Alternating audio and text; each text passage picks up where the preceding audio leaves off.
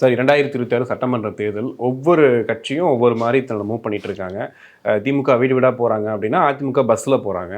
விஜய் அவர்கள் புதுசாக வியூகம் எடுத்திருக்காரு. கடந்த 4 ஆண்டுகளில் லாக்அப் டெத் ஆன ஃபேமிலியை போய் நேராக பார்க்க போகிறாரு, சனிக்கிழமை பார்க்க போகிறாருன்னு சொல்கிறாங்க. நேரனா ஒன்று அவங்கள வர வச்சோ இல்லை அவர் நேராக பார்க்க போகிறான்ற தகவல் இன்னும் வரல.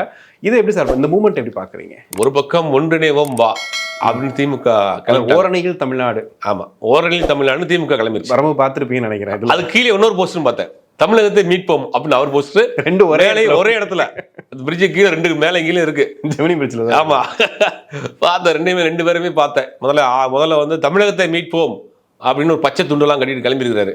முதல்ல அதிமுக வாஜா காட்டுறது மீட்கணும், அதுவே முதல்ல செஞ்சா தான் அதிமுக தொண்டர்கள் அவங்க சந்தோஷமா இருப்பாங்க. அதுக்கு பக்கம் பார்த்தீங்கன்னா ஒன்றிணைவோம் வா அப்படின்னு அவர் போட்டிருக்காரு. இப்போ கூட்டணி கட்சியிலே ஒன்றிணைக்கக்கூடிய வேலையை அவங்க செஞ்சுக்கிட்டு இருக்காங்க. இதுக்கடையில் நான் ஒரு புதுசாக ஒரு யூட்டர்னை பிடிச்சி யூட்டர்ன் போடுறேன், லெஃப்ட்டில் போகிறேன்ற மாதிரி விஜய் ஒரு விஷயத்தை ஆரம்பிச்சிருக்கிறாரு.